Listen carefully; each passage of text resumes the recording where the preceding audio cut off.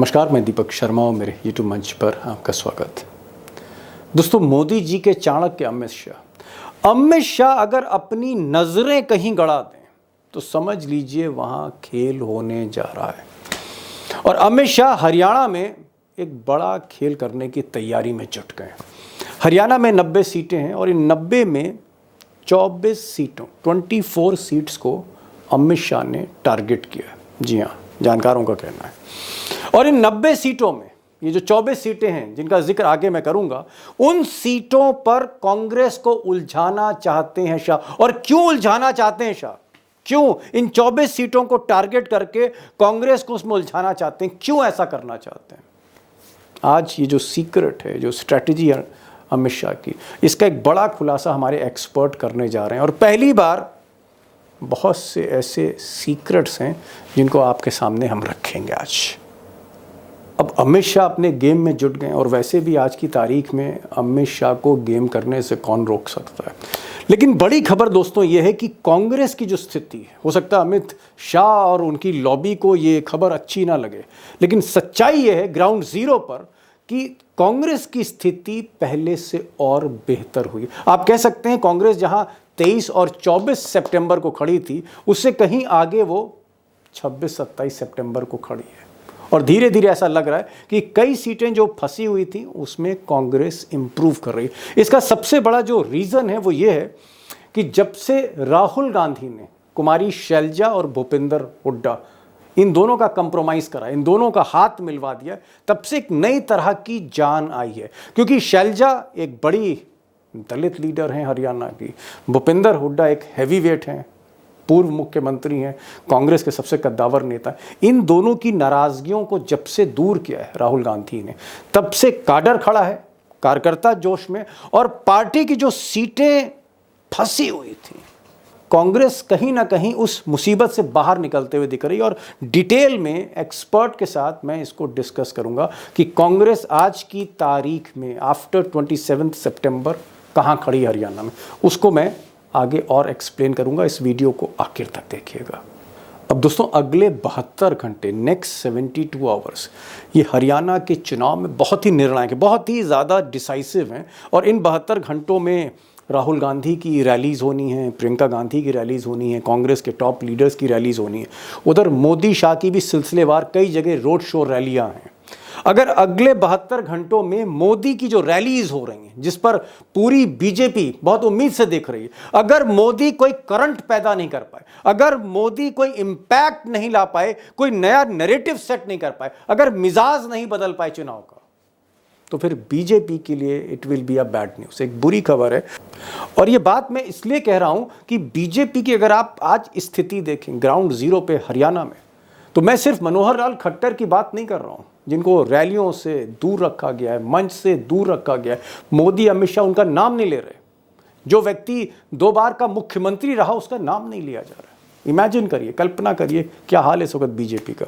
उनके जो मुख्यमंत्री हैं नायब सिंह सैनी, उनके जो और बड़े नेता हैं, उनकी स्थिति भी बहुत खराब है। जो इंटरनल रिपोर्ट्स आ रही हैं एक्सपर्ट्स के द्वारा, कम से कम 12 से 15 ऐसे नेता हैं, ministers, cabinet ministers, farmer ministers, जिनकी सीटें फंसी हुई हैं। और अगर आप चाहें तो मैं 3 नाम दे सकता हूं, जिसमें सबसे बड़ा नाम ये है नायब Singh Saini, current sitting chief minister, BJP के लाडवा से लड़ रहे हैं। आज अमित शाह इनको जिताने के लिए, इनकी हौसला अफजाई के लिए इनके यहाँ रैली कर रहे थे, अमित शाह गए थे इनके। नायब सिंह सैनी अगर हार जाए तो आश्चर्य मत करिएगा, हार जाएंगे, सिटिंग चीफ मिनिस्टर हार जाएं तो बिल्कुल भी आश्चर्य मत करिएगा। एक और साहब हैं अनिल विज, मुख्यमंत्री के प्रबल दावेदार और अपने को सबसे सीनियर लीडर बताते हैं अनिल विज की भी सीट फंसी हुई है। और एक और साहब, जी हाँ, कैप्टन अभिमन्यु आप कह सकते हैं, ना सिर्फ एक सीनियर लीडर हैं बीजेपी के, सबसे अमीर नेता हैं बीजेपी के, one of the richest candidate. इनकी सीट भी कहीं ना कहीं फंसी हुई है और एड़ी चोटी का जोर लगा रहे हैं कि किसी तरह से चुनाव जीत जाए। तो ये स्थिति है बीजेपी की टॉप लीडरशिप की राइट नाउ हरियाणा में। अब दोस्तों, मैं सीधे सवालों पर आता हूं कि अमित शाह की स्ट्रैटेजी क्या है, उनकी अब प्राथमिकता क्या है, वो जो गेम बिगाड़ने जा रहे हैं कांग्रेस का, वो गेम क्या है। उस पर आज बहुत कुछ बताने जा रहा हूँ, हमारे एक्सपर्ट्स बताएंगे आपको।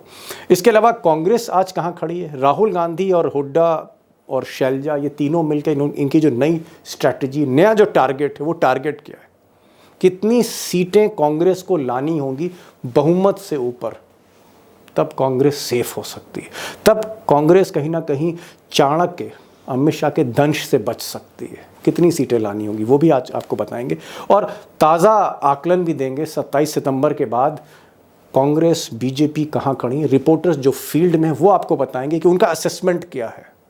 और रिपोर्टर्स वाकई दिग्गज है, जर्नलिस्ट हैं, टॉप जर्नलिस्ट हैं। हमारे साथ हेमंत अत्री होंगे, जिनको रिपोर्टिंग का किंग ऑफ हरियाणा कहते हैं। हमारे साथ ग्राउंड जीरो से, हरियाणा के बीचों बीच से रविंदर सिंह जुड़ रहे हैं, और आज अशोक वानखेड़ टाइगर को फिर मैंने स्टूडियो बुलाया। तीनों को सुनिए, खुद नतीजे पे पहुंचिए कि हरियाणा के कुरुक्षेत्र में होने क्या जा रहा है। क्या वाकई मोदी हारने जा रहे हैं और राहुल गांधी की बल्ले बल्ले होने जा रही है? पहला सवाल मेरा हेमंत अत्री साहब से। हेमंत जी, ये तो बात तय है कि कांग्रेस जो है कहीं ना कहीं फोर फ्रंट पे दिख रही है, कांग्रेस एजेंडा सेट कर रही है हरियाणा का, इसमें कोई दो मत नहीं है। लेकिन ऐसा लोग कह रहे हैं, इनपुट्स इस तरह की भी आ रही है कि अभी कई सीटें फंसी हैं। It's not a cake walk for Congress, ये कोई बहुत आसान सफर नहीं है, आसान डगर नहीं है। क्या आप मानते हैं कि कई सीटें ऐसी हैं जहां पर चुनाव अभी भी फंसा हुआ है, या फिर आप एकदम से क्लीन स्वीप दे रहे हैं? Are you giving clean sweep कि कांग्रेस सुपड़ा साफ करते हुए सरकार बनाने जा रही है, या रुकावटें हैं, बैरियर हैं? दीपक जी, आज मैंने आपके और सारे दर्शक साथियों के लिए एक नए तरीके से एक्सरसाइज की है, बिल्कुल नए तरीके से, जो हम रोज करते हैं उससे हट करके की है। और ये किया कि एक्चुअल स्थिति ग्राउंड रियलिटी पे है क्या, विद डेटा एंड फिगर्स। आज की तारीख में दीपक जी, जो आपने कहा पॉइंटेड सवाल है, पॉइंटेड जवाब। टाइगर गौर से सुनिए, बड़ा बड़ा बड़ा बिग ब्रेकिंग, बहुत बड़ी एनालिसिस देने जा रहे हैं, ऐसा लग रहा है। हरियाणा के अंदर आज की तारीख के अंदर कांग्रेस 51 सीटों पर बिल्कुल स्पष्ट जीत पर है, स्पष्ट, कोई कंफ्यूजन नहीं। 9 सीटों पर भारतीय जनता पार्टी स्पष्ट जीत पे है, कोई कंफ्यूजन नहीं। 6 सीटों पर अदर्स क्लियर है, जिसमें एक आध आईएनएलडी का भी है, एक आध बीएसपी का भी है, एक आधा इंडिपेंडेंट भी है, जैसे गन्नौर इंडिपेंडेंट है, सावित्री जिंदल इंडिपेंडेंट है, लाइक दैट। अब ये सीट हो गई very specific, will talk, targeted. 51 Congress, 9 BJP और 6 इंडिपेंडेंट्स, कितने हो गए? 66। 24 सीटें हैं दीपक भाई जिन पर खेल है। अब उनको भी तोड़ दीजिए, कुछ भी रखिए मत, सारा तोड़ दीजिए। 24 सीटें बची, उन 24 सीटों में से 5 सीटों पर तिकोना मुकाबला है। 5 सीटों पर वो किस किस का है? बीजेपी, कांग्रेस और अदर्स। ठीक, 9 सीटें ऐसी हैं जिसके ऊपर BJP versus Congress direct fight है, कुछ भी हो सकता है। और इसके अलावा कांग्रेस वर्सेस अदर्स 6 सीटों पर फाइट है। तो ये 90 की 90 सीटों का एक ब्रॉड मैंने आपको पिक्चर दिया। अब इसमें आप एक चीज देखिए, ये जो 90 सीटों का मैंने ब्रेकअप दिया आपको, अगर बीजेपी वाली 9 सीट छोड़ दीजिए आप, और 6 सीट जो अदर्स की क्लियर की, उन 15 को छोड़ दीजिए, तो बाकी सभी 75 सीटों पर कांग्रेस फाइट में जरूर है। तो ये कह देना कि कांग्रेस किसी भी सूरत के अंदर इससे नीचे आएगी 51 से, वो मुझे आज की तारीख में मुमकिन लगता है। नंबर 1 बात। अब दूसरा जो आपने सवाल पूछा, अब असली खेल पे आ जाइए आप, बिल्कुल स्पेसिफिक। हरियाणा के अंदर आज की तारीख में दीपक भाई चुनाव है जनता बनाम भाजपा का। ठीक, कोई सारे साथी बैठे हैं, सबका मैं चाहूंगा कि इस पे ये थोड़ी अजीबोगरीब बात कह दी अत्री साहब। जी, अभी आप कांग्रेस की बात कर रहे थे, अचानक आपने एकदम से पलटा मारा और आपने कह दिया कि साहब चुनाव तो ये बीजेपी और जनता के बीच में। मैं समझा नहीं जी, मैं बता रहा हूं। अभी आप कह रहे हैं कांग्रेस 50 सीट पर है जी, अब आप कह रहे हो कि साहब चुनाव जो है वो कांग्रेस बीजेपी का नहीं, जनता वर्सेस कांग्रेस बीजेपी है। इसीलिए कांग्रेस का चुनाव हुआ ना, जनता बनाम बीजेपी हो गया। जनता बीजेपी को सबक सिखा रही है, कांग्रेस बाय डिफॉल्ट उसका मुनाफा में फायदा हो गया, सीधी सीधी बात। इसमें तो कोई कंफ्यूजन है नहीं। दूसरी महत्वपूर्ण बात जो मैं आपको कह रहा था, असली बात क्या है दीपक जी, चुनाव है जनता बनाम भाजपा। और जो अमित शाह, जो चाणक्य जिनको आप बार बार कहते हैं, उनका गेम क्या है? उनका गेम बहुत साधारण है कि चाणक्य का गेम जी बहुत साधारण है। कांग्रेस को किसी भी सूरत में येन केन प्रकरण, साम दाम दंड भेद, जो कुछ धरती पर संभव है, एजेंसियां, उसमें सारा पैकेज है उस सब को लगा करके कांग्रेस को किसी तरीके से 44 पर रोक दो, केवल 44। Okay okay, got it. इसके लिए गॉट द पॉइंट। मैं आऊंगा। मैं अत्री साहब बहुत बड़ी बात बोल गए, बहुत बड़ी बात बोल गए। टाइगर इनका यह कहना है कि जो इस वक्त अमित शाह हैं, मोदी जी के चाणक्य, इनका जो टारगेट है, जो फोकस है, वो ये है कि कांग्रेस जो 51 सीटों पर आगे चल रही है, इनको 7-8 सीटों पर किसी तरह से शिकस्त दो, कांग्रेस को 45 के नीचे लाओ, बहुमत के आंकड़े से नीचे लाओ, और फिर गेम खेलो ईडी के साथ, सीबीआई के साथ, अडानी अंबानी के पैसे के साथ, फिर गेम शुरू होगा। खेला हो बे। मैं आपका ध्यान आकर्षित करना चाहूंगा, फाइनेंस मिनिस्टर चुनाव अनाउंस होने के बाद क्या बोले थे। उन्होंने कहा था कि कांग्रेस सत्ता में आ भी गई तो हम बहुत जल्दी उनको तोड़ के अपनी सरकार बनाए। ये तो बोल रहे कि 45-44 पे, वो तो ये सोच रहे कि कांग्रेस 4-5 सीटों से भी चुनाव में आगे आती है तो भी खेल कर देंगे। ओ माय गॉड, कांग्रेस के लिए सत्ता में बने रहने के लिए टाइगर एक मिनट। अरे सर, आप क्या बोल रहे हैं? आप कह रहे हैं कि कांग्रेस अगर बहुमत से भी 5 सीटें ऊपर जाती है, 50 पर भी है, तो भी खेल होगा, तो भी खेल तोड़फोड़ होगी। नहीं, बिल्कुल। तो देखिए, बिकने के लिए कांग्रेस वाले आतुर रहते हैं, और पैसे की कमी बीजेपी के पास है नहीं। कांग्रेस के लोग इतने साल सत्ता में रहे, ईडी, सीबीआई, इनकम टैक्स, सबका डर है। Point number 1। ये जो चाणक्य, जो तथाकथित, जिनको मैं जुगाड़ू कहता हूं, ये जो हरियाणा में घूम रहे हैं, अमित शाह, ये बीजेपी को जितवाने के लिए नहीं घूम, ये कांग्रेस को नीचे लाने के लिए घूम रहे हैं। क्योंकि सही कहा अत्री जी ने, यदि ये चुनाव जनता बनाम बीजेपी है तो बाय डिफॉल्ट इसमें कांग्रेस जीत रही है, तो उनको बाय डिफॉल्ट कुछ चौटाला को, कुछ मायावती को, कुछ अदर्स को, कुछ चंद्रशेखर को, कुछ आम आदमी पार्टी को, कुछ इंडिपेंडेंट डाइवर्ट कर सकते हैं क्या? और कांग्रेस को 44-45, यदि 50 पे भी कांग्रेस आई, और कांग्रेस जब तक सत्ता में अपना, क्योंकि कांग्रेस के साथ प्रॉब्लम ये होगा कि 50 सीट आने के बाद 15 दिन तक तो कांग्रेस का सीएम का उम्मीदवार तय नहीं होगा। 15 दिन तक तो दावेदारी चलती रहेगी। उसी के बीच में ये 5-10 लोगों को अपने पास लेकर बोलेंगे कि सत्ता में कांग्रेस मेजोरिटी हार गई। राज्यपाल इनके होते हैं, और आपको तो पता है न्यायालय में जब जाती है चीजें तो क्या होती है। आपने चंडीगढ़ के मेयर का चुनाव भी देखा है, कैसी धांधलियां, और कैसे चंडीगढ़ के मेयर का चुनाव। तो कोई भी कितना भी गलत काम हो, वो बीजेपी के लिए वंदनीय है यदि सत्ता हाथ में आती है। पॉइंट नंबर 1, सत्ता के लिए वो कुछ भी कर सकते हैं, संवैधानिक, असंवैधानिक, कानूनी, गैर कानूनी, मोरल, इमोरल, सारी चीजें सत्ता आनी चाहिए। तो ये हरियाणा के लिए, कांग्रेस के लिए बहुत जरूरी है। कांग्रेस के लिए ये भी जरूरी है कि आप जितना समय लगाएंगे, पिछली बार भी कांग्रेस ने समय लगाया, बीजेपी मार गई बाजी। जितना समय आप लगाएंगे, गोवा में दिग्विजय सिंह घूमते रहे गोवा के बीचेस देखते हुए, और ज्यादा सीटें होने के बावजूद भी बीजेपी के लोग गए और सरकार बना गए वहां पे, क्योंकि आपने उनको समय दिया। Point number 1। दूसरी बात, क्योंकि ये जानते हैं बीजेपी वाले, जो हम 3-4 लोग जो बोल रहे हैं, हमसे ज्यादा उन लोगों के पास एक्यूरेट डाटा है। वो जानते हैं कि हम हार रहे हैं, लेकिन वो लगातार बोलेंगे कि हम सरकार बना रहे हैं। क्यों?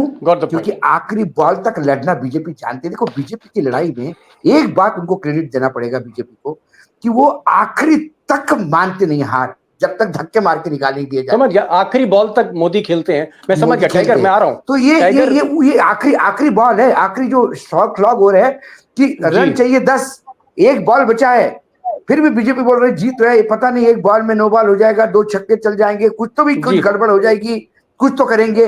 ये सारी चीजें वो आकलन में है।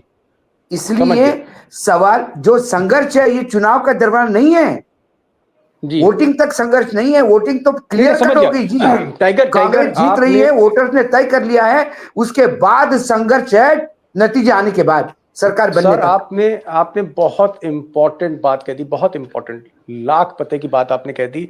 और मैं रविंदर भाई, जो आप चप्पे चप्पे पर, हर सीट पर आप घूम रहे हो पिछले 2 महीने से, मैं आपसे पूछना चाह रहा हूं। टाइगर ने कहा कि कांग्रेस 51 सीटों पर है, 50 सीटों से आगे है, ये हम लोगों को नहीं मालूम है। ये सिर्फ अत्री जी को नहीं मालूम है, अमित शाह और मोदी के पास भी डेटा है जहां कांग्रेस आगे चल रही है। दे नो इट कि कांग्रेस लीड कर रही है। एक चीज मैं यहां पूछना चाह रहा हूं, जो अत्री साहब ने भी कहा और टाइगर ने उस पर मोहर लगा दी कि अमित शाह आप चाहते हैं कि भाई हम तो हार रहे हैं, लेकिन हम तुमको भी सनम लेके डूबेंगे, हम तुम्हारी सरकार भी नहीं बनने देंगे। इसलिए अमित शाह की जो प्रायोरिटी है, प्राथमिकता है, वो ये है कि 7-8 सीटें किसी सूरत से कांग्रेस की कम कर देना। तो क्या 7-8 सीटें कम हो सकती हैं या 50+ की गारंटी है कि कांग्रेस 50+ ला रही है? अब कोई हरा नहीं सकता। माइका लाल जी नमस्कार। मैं ना सर घूम रहा हूँ हरियाणा में, तो कई बीजेपी के दोस्त भी मिलते हैं। अब कल मिल गए एक, मैं जा रहा था किसी को मिलने, तो उन्होंने रोक लिया, पहचानते हैं। तो हमने पूछा नहीं, अपने से बोल दिया, बोले भाई साहब कितना ही जोर लगा लो, 15 से 1 सीट कम नहीं आ रही हमारी।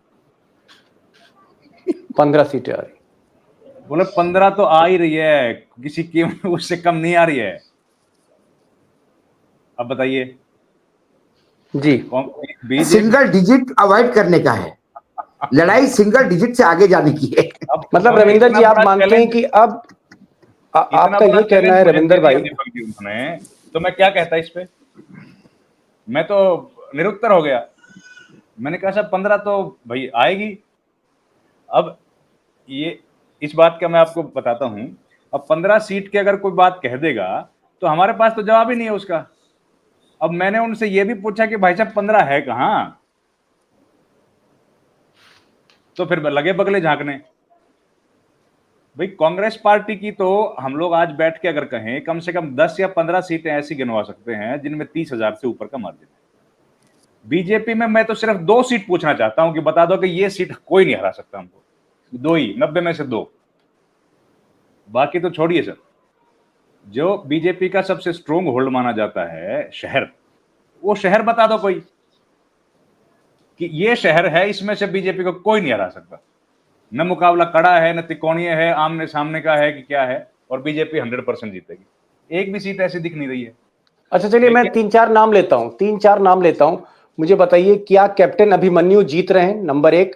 नंबर 2, क्या आपको लगता है कि मुख्यमंत्री जो प्रेजेंट हैं वो जीत रहे हैं? क्या अनिल विज जीत रहे हैं? चलिए इन तीनों के बारे में बता दीजिए। आप तो 2 महीने से हरियाणा में हैं।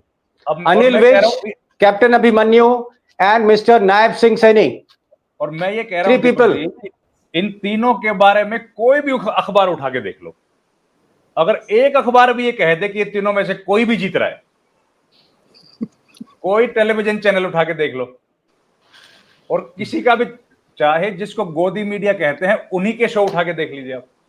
रविंदर भाई, कैप्टन अभिमन्यु हरियाणा के भाजपा के सबसे अमीर नेता हैं, अमीर नेता, नंबर 1 में खरबपति नेता हैं। आप कह रहे हैं कि वो हार रहे हैं? आप कह रहे हैं कि अनिल विज, जिनकी दाढ़ी हो गई सफेद उनके तजुर्बे से, आप कह रहे हैं अनिल विज हार रहे हैं, जो मुख्यमंत्री का दावेदार है? आप कह रहे हो कि सिटिंग चीफ मिनिस्टर हार रहा है बीजेपी का, नायब सिंह सैनी, जिसके बारे में आज अमित शाह ने रैली में कहा ये दोबारा चीफ मिनिस्टर बन रहे हैं, मैं आपको गारंटी देता हूं। आप कह रहे हैं तीनों हार रहे हैं? सर गारंटी तो मोदी जी की गारंटी नहीं चली, आप उसकी गारंटी की बात करते हैं।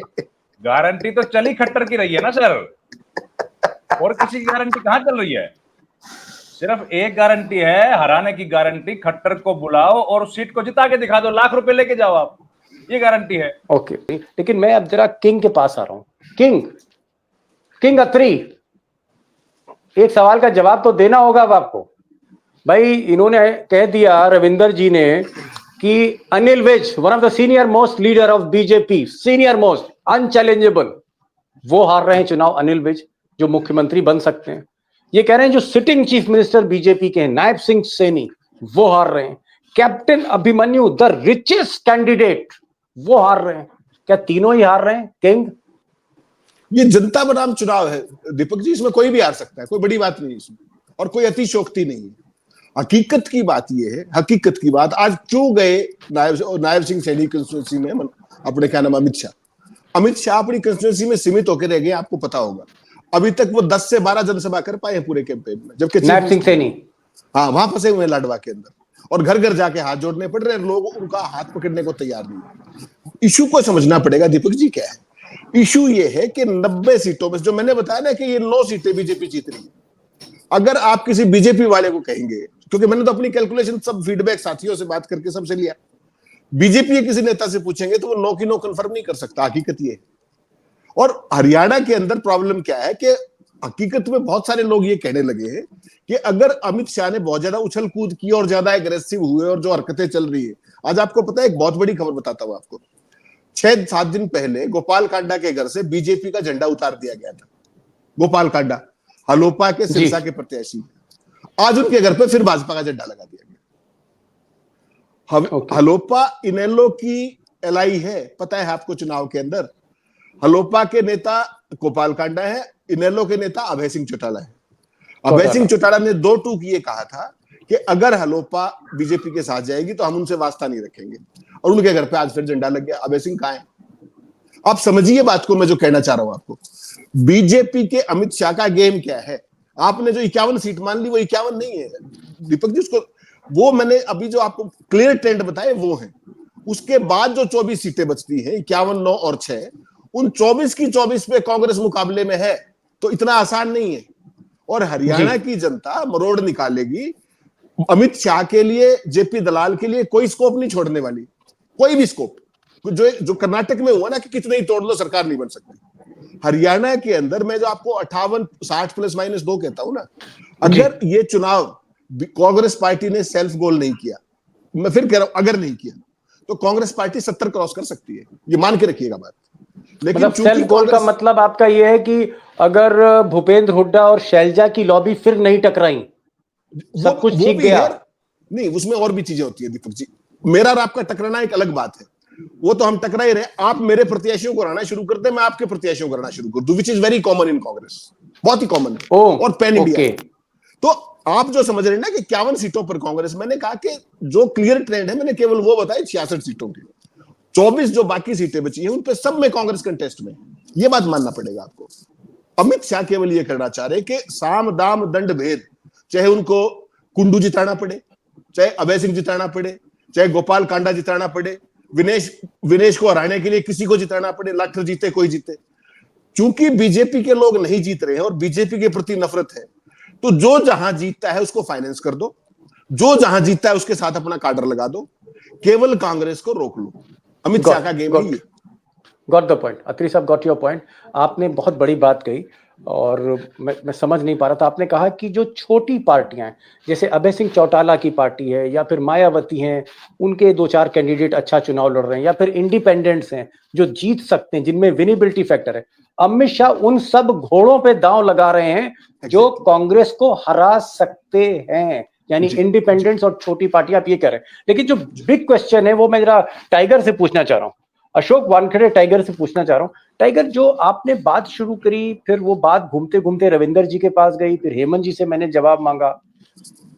सवाल मेरा यह है कि अगर 50-55 पर कांग्रेस की सीटें आती हैं, कांग्रेस की सरकार भी बनती थिन मार्जिन से, तो क्या 50-55 वाली सरकार, थिन मार्जिन कम बहुमत वाली सरकार को क्या अमित शाह तोड़ सकते हैं, स्प्लिट कर सकते हैं? क्या अब ईडी और इनकम टैक्स का दांव चल सकता है? अब क्या बाह मरोड़ी जा सकती है? ये बताइए। बिल्कुल मरोड़ी जा सकती है, क्योंकि देखिए कांग्रेस अभी भी डिवाइडेड हाउस है, ये मानिए आप। अभी तो चुनाव लड़ रहा है, सामने है, सब साथ में चलने का प्रयास कर रहे हैं, लेकिन जब मुख्यमंत्री की दावेदारी हो, सुरजेवाला ने बोल दिया कि हम तीनों में से कोई बन सकता है। उन्होंने तो अपने नाम पे, तीनों के नाम पे पूरे हरियाणा की जागीर कर दी। शैलजा जी ने अभी तक कोई शब्द नहीं कहे, लेकिन उनकी बड़ी अभिलाषा है। और हुड्डा जी ने कहा कि मैंने कोई रिटायर्ड वगैरह कोई नहीं हूँ भाई, मैं रेस में।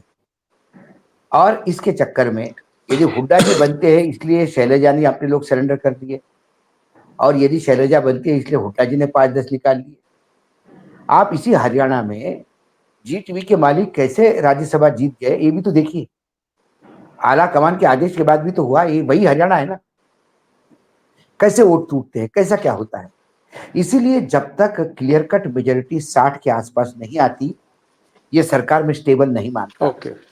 क्योंकि ये लोग इतने बौखला गए हैं कि यदि चारों राज्यों में चुनाव हारने के बाद नरेंद्र मोदी की कुर्सी तकलीफ में है भाई। आप उनको देखो, तो उनको किसी भी हालत में सत्ता चाहिए, और वो कैसी चाहिए? तो जो अभी कह रहे हैं, जो अत्री जी आपने बिल्कुल कितना खोल के बताया दोनों हरियाणा के हमारे साथियों ने, कि उनको अब कांग्रेस से कोई लेना देना नहीं।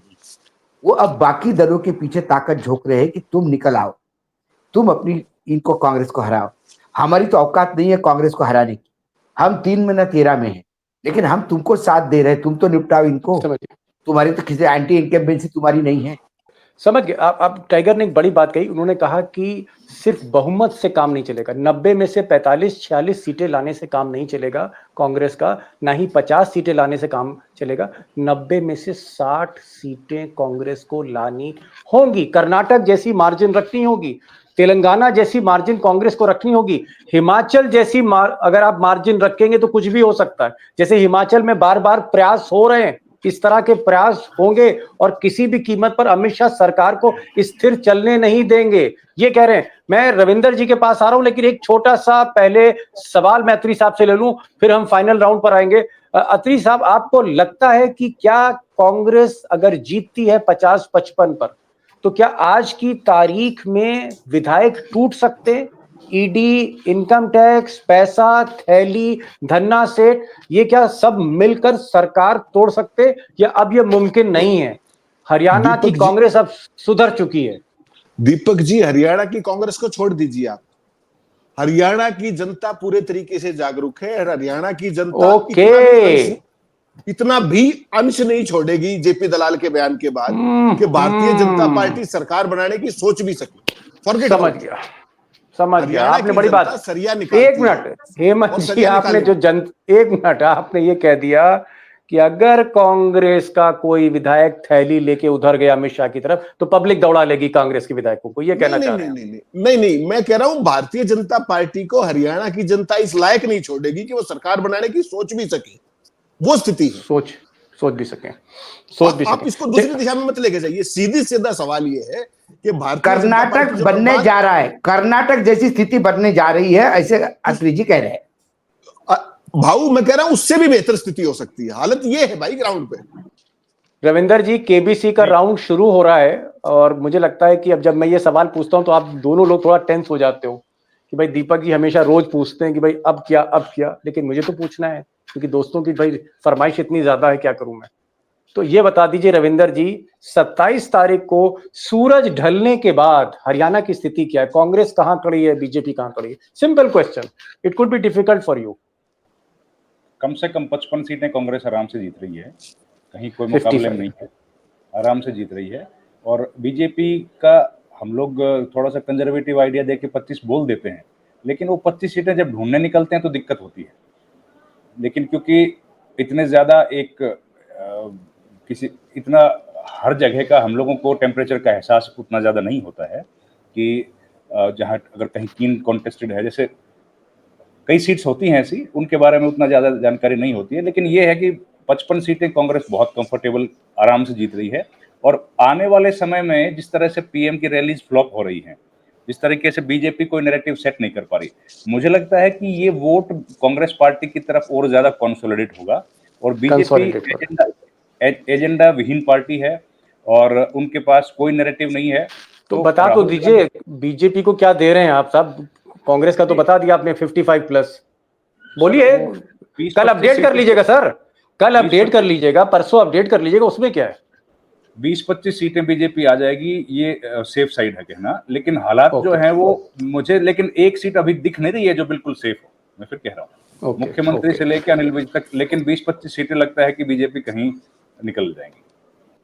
ठीक है, रविंदर जी ने कहा कि कांग्रेस उन्हें 55+ सीट पर दिख रही है, बीजेपी उनका कहना है कि मुझे तो 15 श्योर शॉट सीट्स नहीं दिख रही, लेकिन फिर भी 20-25 सीट मैं दे रहा हूं। आगे मैं अपडेट करता रहूंगा, क्योंकि मुझे लगता है रविंदर जी शायद मोदी जी के जो तूफानी भाषण और रैलीज होने जा रही हैं अगले 72 घंटे में, उसके बाद फाइनल असेसमेंट देंगे। मिस्टर अत्री, आपकी बारी है, अब बता दीजिए क्या स्कोर है, कांग्रेस कहां है, बीजेपी कहां है, सीटें कितनी फंसी, बता दीजिए। दीपक जी, कांग्रेस का, बीजेपी का मैंने कहा था आपको कल भी, आज फिर कह रहा हूं, BJP worst case scenario single digit, it can be 9, it can be 8, best case scenario at the best 15 seat, 15 seat at the best. Congress की जो बात है, मैं फिर कह रहा हूं आपको, कांग्रेस पार्टी 60 +-2, मैं चेंज नहीं कर रहा, उसका कारण समझिए क्या है।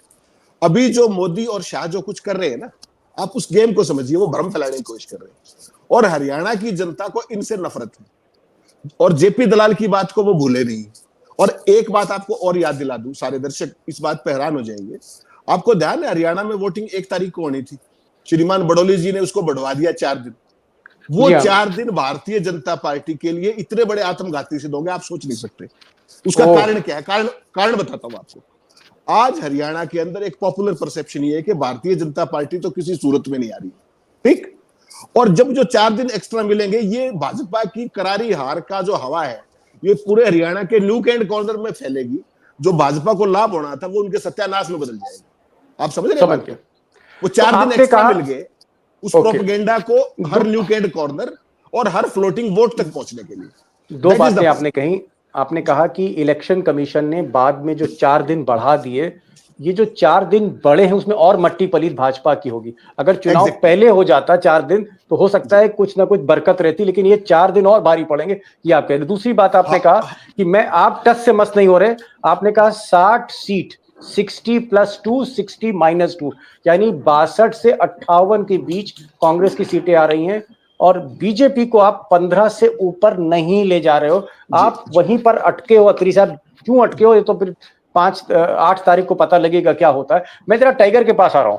टाइगर, ये तो चलिए ठीक है, इन लोगों के अपने असेसमेंट हैं, इनके अपने आकलन है, मैं तो कुछ कह नहीं सकता, आप कुछ कह नहीं सकते। ये लोग लगातार 2 महीने से हरियाणा की खाक छान रहे हैं। चलिए भाई, जो कह रहे हैं 8 तारीख को अत्री साहब से भी पूछेंगे, रविंदर जी से पूछेंगे। मैं आपसे एक सवाल पूछ रहा हूं, नेक्स्ट 72 आवर्स, अगले 72 घंटे मोदी जी तूफानी रैली करने जा रहे हैं और बीजेपी में मुझे एक नेता कह रहा था जो मोदी जी के करीब, आज मेरी फोन पर बात हो रही थी, उसने कहा दीपक भाई आपका मैं प्रोग्राम देख रहा हूं, आप जो कुछ कह लो, लेकिन इन 72 घंटों में गेम पलटने जा रहा है हमारा मोदी, मेरा मोदी गेम पलटने जा रहा है 72 घंटे में।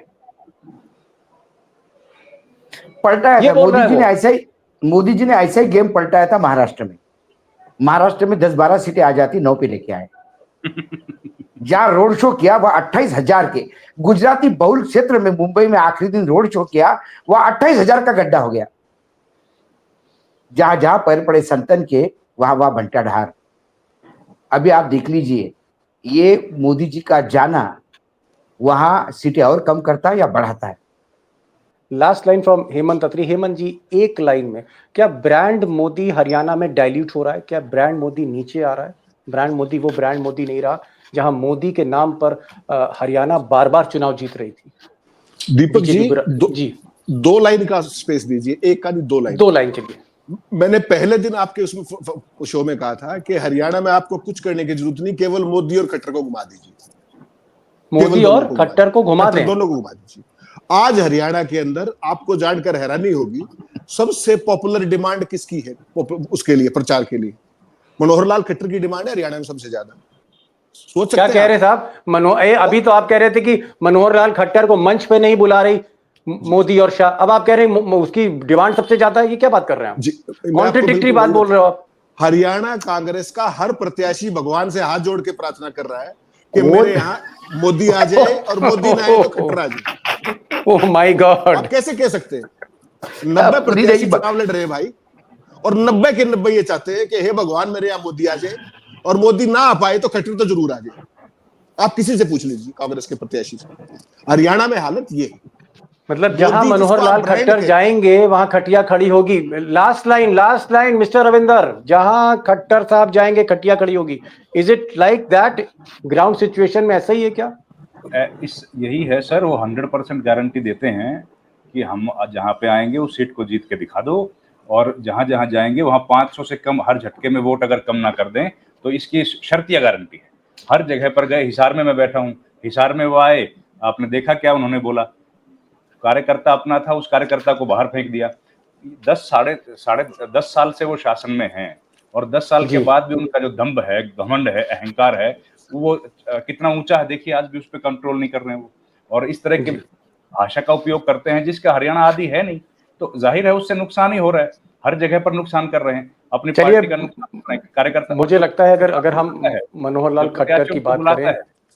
जी, मनोहर लाल खट्टर की अगर बात करें, जो चाहे टाइगर हो, चाहे अत्री साहब हो, चाहे रविंदर हो, इन तीनों एक्सपर्ट्स का कहना है कि खट्टर साहब की स्थिति, मतलब जो व्यक्ति 2 बार मुख्यमंत्री रहा, ऑलमोस्ट 10 ईयर्स जो आदमी मुख्यमंत्री रहा, मोदी जी का हाथ पीछे रहा, आज उस शख्स की हालत ये है कि अगर उनको किसी मंच पर उतार दीजिए तो बीजेपी के लिए नेगेटिव वोटिंग हो रही। बीजेपी डर रही है अपने मुख्यमंत्री, 10 साल के मुख्यमंत्री से मंच साझा करने की। ये बीजेपी की स्थिति है। दूसरी बात जो निकल कर आ रही है कि जो नेक्स्ट 72 आवर्स हैं उसमें बीजेपी के हाथ में देखिए सिर्फ मोदी और अमित शाह की रैलियां बची हैं। क्या इन रैलियों से माहौल या मिजाज को हरियाणा का बदला जा सकता है, ये देखना होगा।